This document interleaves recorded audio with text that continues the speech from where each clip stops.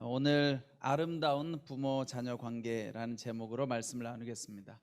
5월 달은 가정의 달이죠, 그렇죠? 어린이 날도 있고 또 어제는 어버이날이었죠. 그래서 오늘은 아름다운 부모 자녀 관계라는 제목으로 말씀을 나누겠습니다.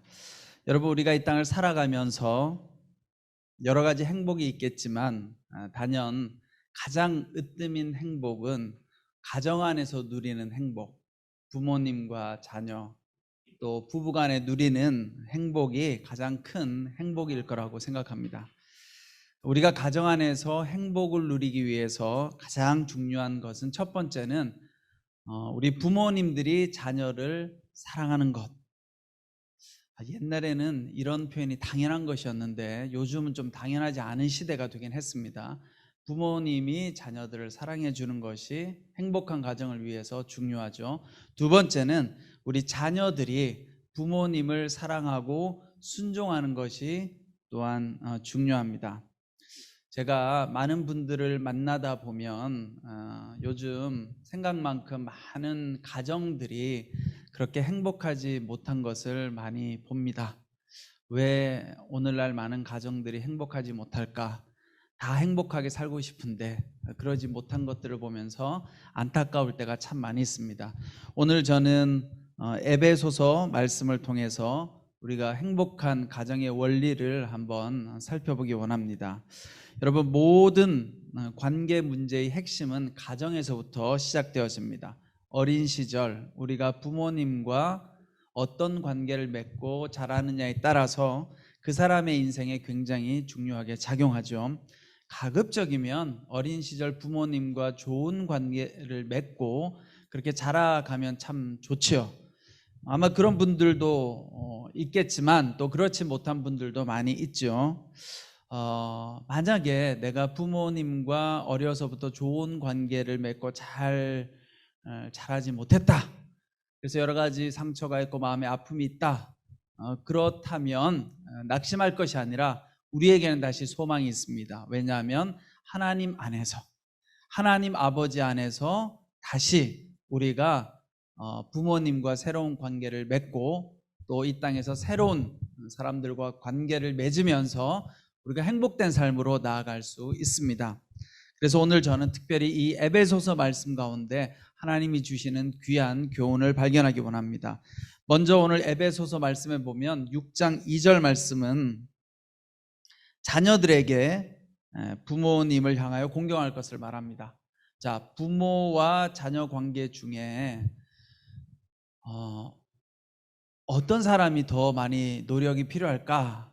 물론 뭐 둘 다 중요하죠, 그렇죠? 그러나 오늘 에베소서 말씀을 보면 1절과 2절에 보면 주 안에서 부모에게 순종하십시오. 우리 자녀들에게 먼저 권면하고 있어요, 여러분. 이게 참 중요합니다. 제가 많은 성도님들을 만나는데 어떤 분이 이런 이야기를 해주더라고요. 그 분이 자라면서 부모님에 대한 상처를 많이 받았어요. 뭐 폭언도 듣고 폭력도 당하고 그러다 보니까 상처를 많이 받은 거죠. 커서 결혼을 했어요. 결혼을 하고 자녀를 낳아서 이제 부모님께 명절이 되면 인사하러 가는데 인사하러 가면 또 상처를 받는 거예요. 왜냐하면 이 부모님의 모습이 달라지지 않은 거예요. 성인이 된 자녀에게 여전히 폭언을 하고 또 함부로 이야기하고, 그러니까 명절에 갔다 오면 늘 상처를 받는 거죠.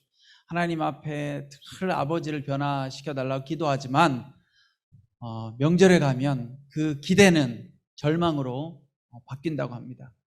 그래서 저에게 그런 이야기를 털어놓더라고요.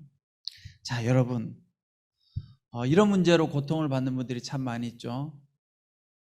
우리는 이 땅 가운데 살아가면서 부모님은 당연히 자녀를 사랑해야 돼.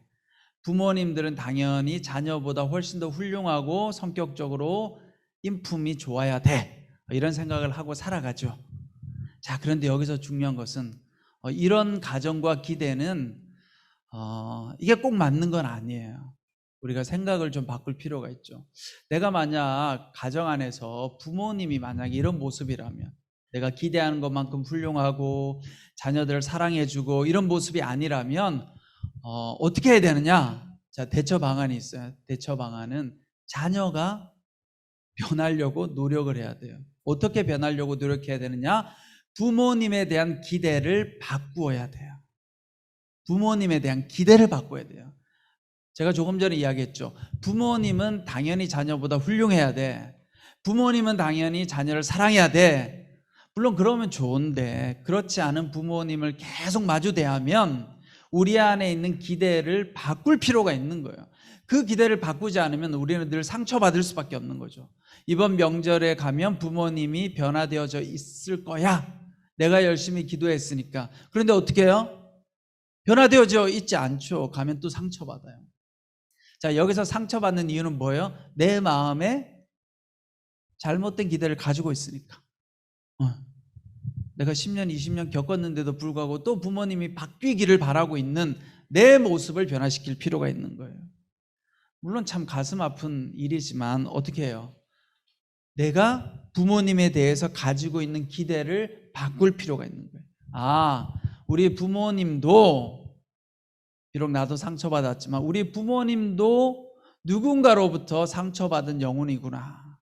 우리 부모님도 어쩌면 그 부모님으로부터, 할아버지 할머니로부터 상처받은 사람이구나. 사랑을 받아보지 못했구나. 그래서 나에게 사랑을 줄 수 없구나 라는 걸 내가 이해하고 기대를 바꾸어서 우리 부모님이 비록 부모님이지만 내가 오히려 부모님을 긍휼하고 불쌍히 여기는 마음을 가지고 대해야 되겠구나.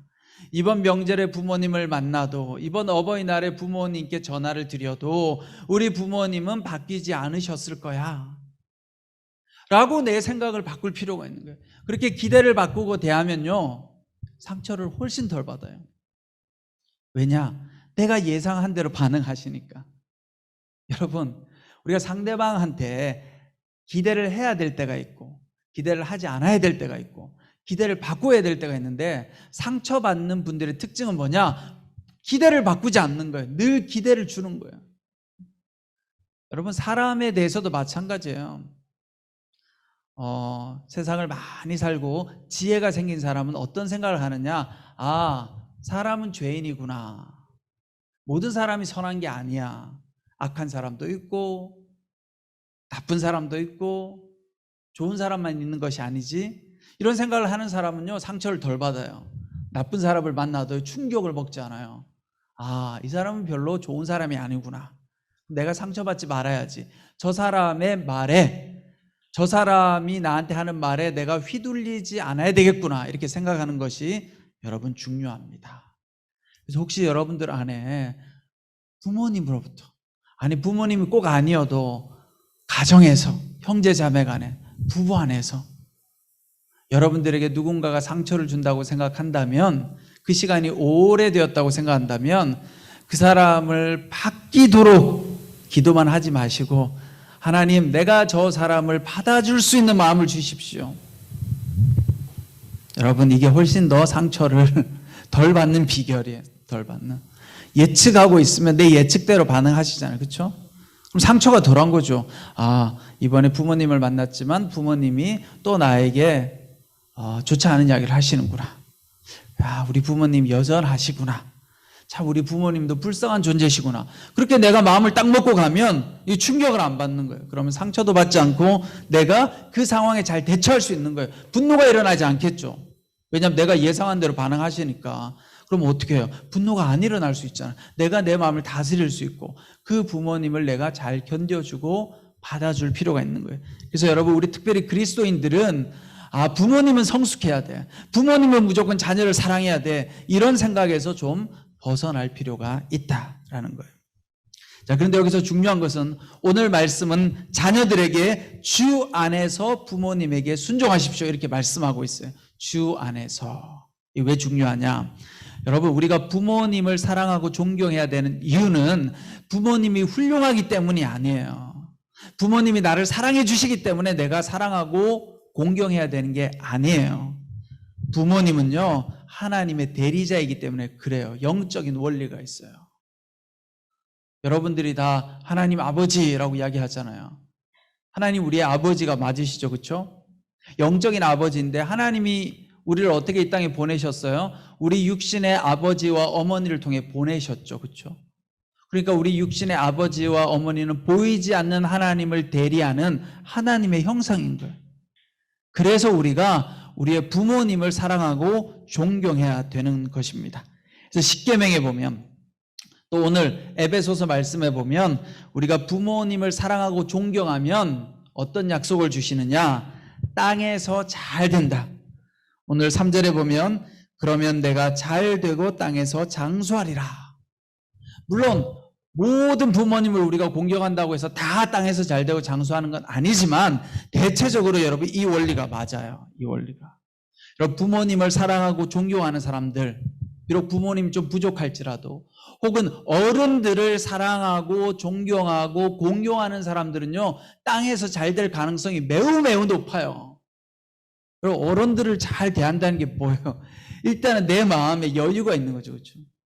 내 마음에 사랑이 풍성하지 못하면 어른들을 잘 모시는 게 쉽지 않아요. 그런데 어른들을 잘 사랑하고 존경하고 공경하면요, 그 사람은 관계를 잘하는 사람이에요. 기본적으로 여러분들 이 땅의 관계를 우리가 잘하고 살아가면 어떻게 돼요?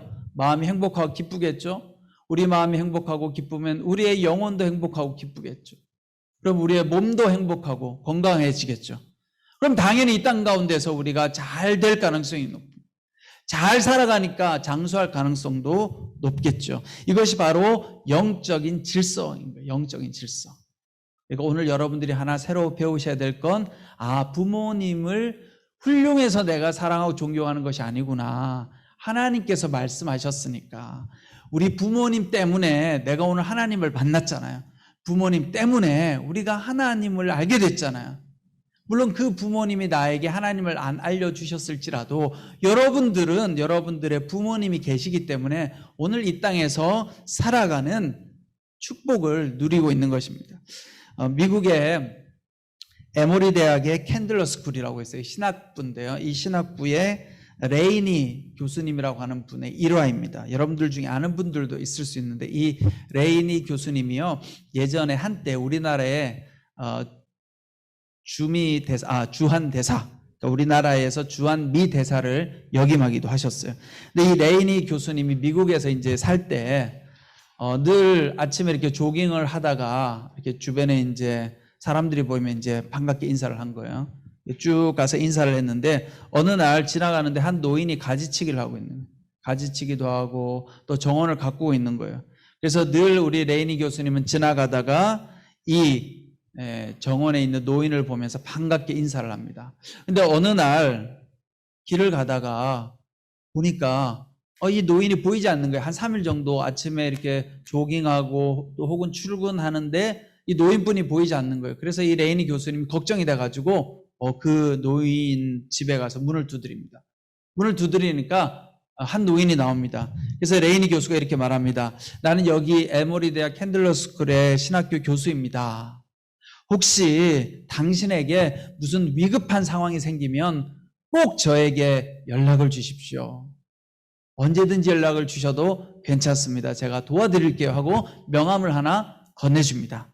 자, 그런데 이 노인이 이 명함을 받고 잠시 머뭇거리더니 방에 들어갑니다. 방에 들어갔다가 다시 되돌아와서 봉투 하나를 이 레이니 교수님에게 건네줍니다. 그런데 이 봉투를 열어보니까 여러분 이 봉투에 뭐가 들어있는 줄 아세요? 여러분들이 다 예측한 바대로 엄청난 돈이 들어있었습니다. 1979년 당시 105밀리언 달러, 우리나라 돈으로 약 1260억 원의 수표가, 별로 안 들어가시네요.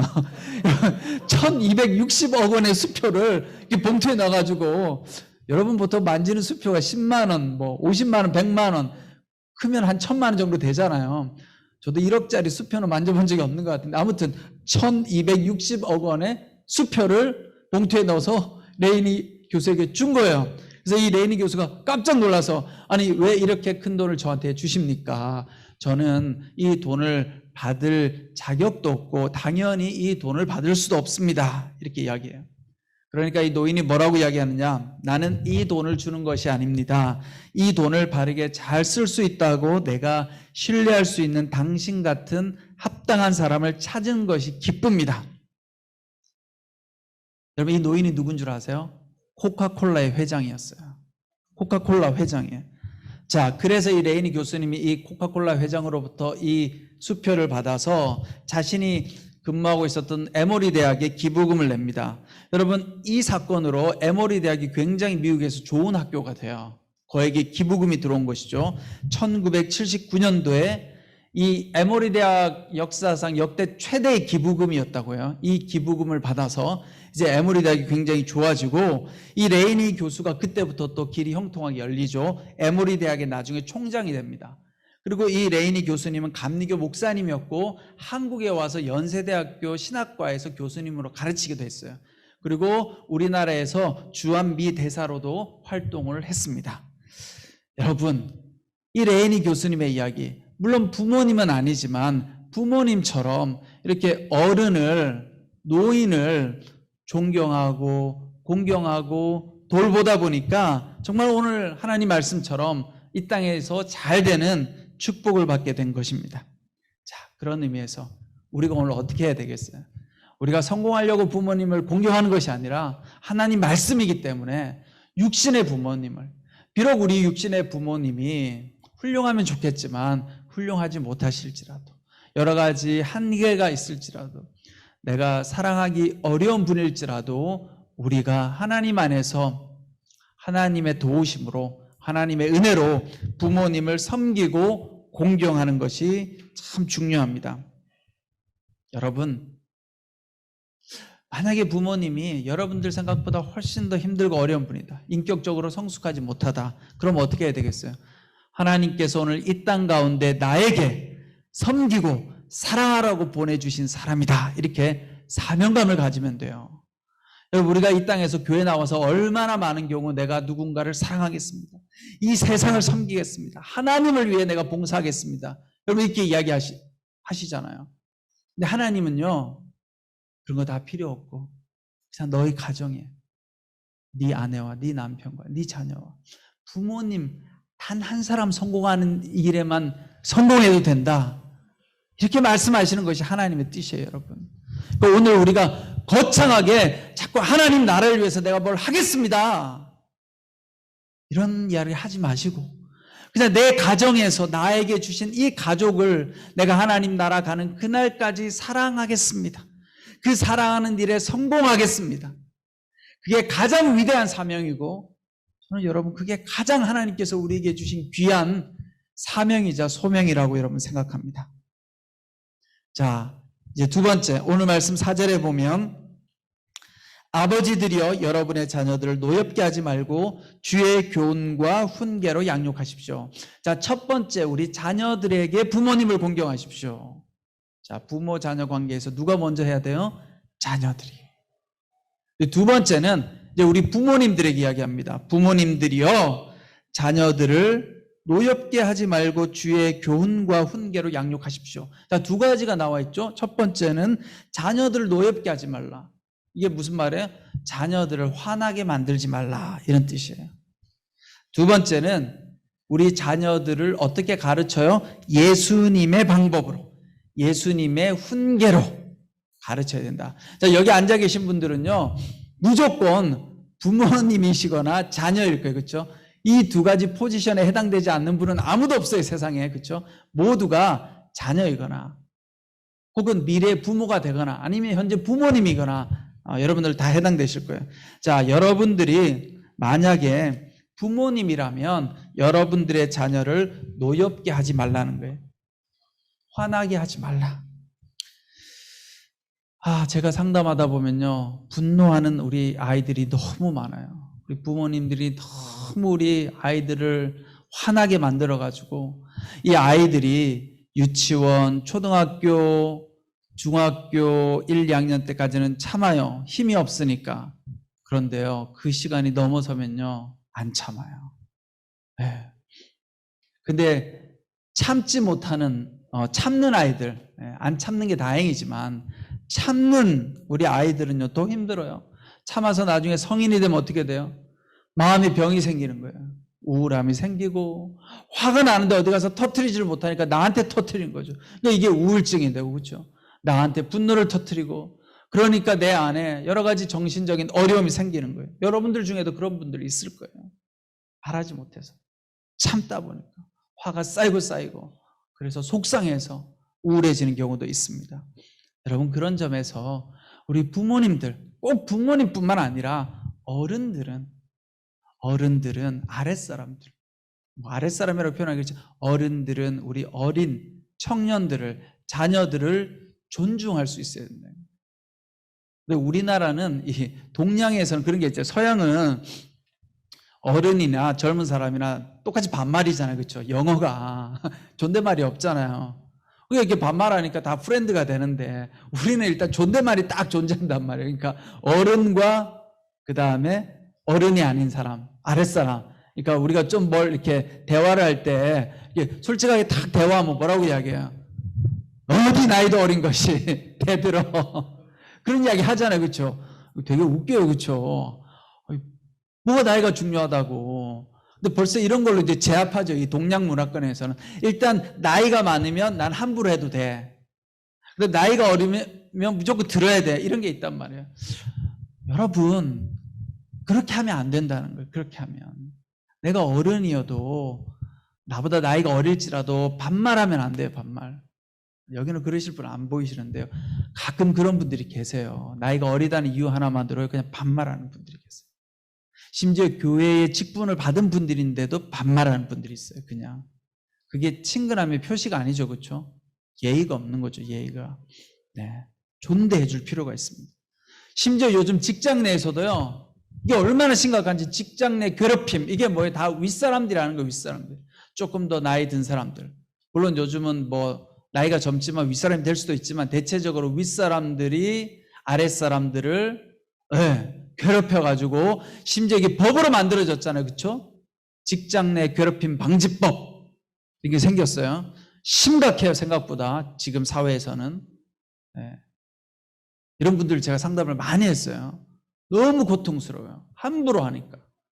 여러분, 우리가 나이가 많다는 이유만으로, 부모라는 이유만으로, 내가 힘을 가지고 있다는 이유만으로 그 힘으로 나보다 힘이 없다고 생각하는 자녀들, 어린 사람들 내리누르면 그것이 얼마나 큰 상처가 되는지 몰라요. 근데 우리 부모님들이 자녀들에게 이렇게 하는 이유가 뭐예요? 또 잘못된 생각 하나가 있죠. 자녀는 내 소유물이야. 소유물.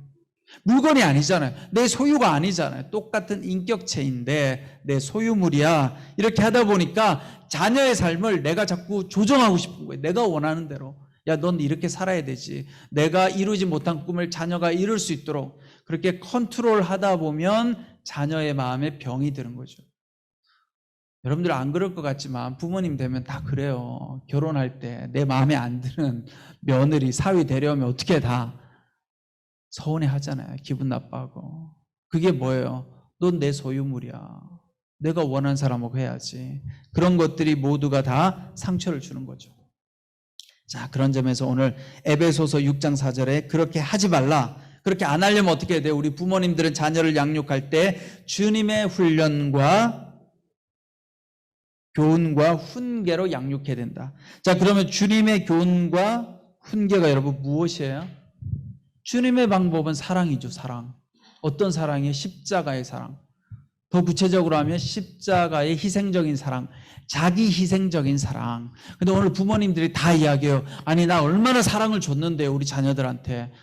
희생적인 사랑이 아닌 거지. 내가 원하는 사랑을 주니까. 야, 너 이렇게 살아. 엄마가 이거 해줬잖아. 아빠가 이거 해줬잖아. 내가 너 먹을 거, 입을 거 다 해줬잖아. 근데 왜 너는 그걸 못하니? 여러분, 이게 무슨 희생적 사랑이에요? 내가 원하는 사랑이지. 그렇잖아요. 근데 예수님의 사랑은 어떤 사랑이에요? 너 예수 믿어. 너 나 믿어. 그래야 천국이 임할 거야. 그러지 않으셨잖아요. 너 나 안 믿으면 지옥 가. 이러지 않으셨잖아요. 예수님이. 그냥 사랑을 보여주셨잖아요. 제자들이 못 알아먹었어요. 사람들이 못 알아먹었어요. 그래서 그냥 십자가에 자기 생명을 주시잖아요. 그래서 제자들이 3년 동안 예수님하고 함께 했는데도 변화되지 못했던 제자들이 예수님이 죽고 나니까 그제서야 변화가 일어났잖아요. 왜요? 예수님의 희생적 사랑을 경험하니까 그 사랑이 감동을 준 거예요. 여러분, 부모님들은 자녀들에게 이런 사랑을 주셔야 돼요. 우리 자녀들도 마찬가지예요. 부모가 나에게 사랑을 안 줬으니 난 안 줄 거야가 아니라 하나님이 나에게 그런 사랑을 주셨으니, 예수님이 나에게 우리 부모님을 사랑하라고 섬기라고, 상처받은 우리 어머니 아버지를 섬기라고, 나에게 사랑을 주셨으니 내가 그 사랑으로 사랑해야지. 그렇게 할 때 우리의 삶 가운데 놀라운 변화가 여러분 일어날 줄 믿습니다. 사랑하는 여러분, 힘들죠. 이렇게 사는 것이 쉽지 않습니다. 그렇지만 예수님이 우리에게 주신 사랑으로, 그래서 우리 힘으로 안 되는 거예요. 주님 안에서 예수님이 나에게 주시는 사랑의 능력으로, 사랑의 힘으로 부모님을 사랑하고, 또 우리 부모님들도 마찬가지죠. 자녀가 순종하지 않으면 얼마나 마음이 아파요. 사실 마음이 아프죠. 그러나 예수님의 마음으로 우리 자녀들을 대할 때 하나님께서 그 가정 가운데 정말로 아름다운 부모 자녀 관계가 되도록 하나님께서 역사하실 줄 믿습니다. 여러분들이 그 일을 하셔야 돼요. 내가 그걸 경험하지 못했다면 여러분부터 시작하시면 돼요. 나부터 시작해야지. 그래서 아름다운 가정을 만들어 나가야지. 여러분 모두에게 그런 하나님의 은혜와 하나님의 축복의 역사가 있기를 축원합니다.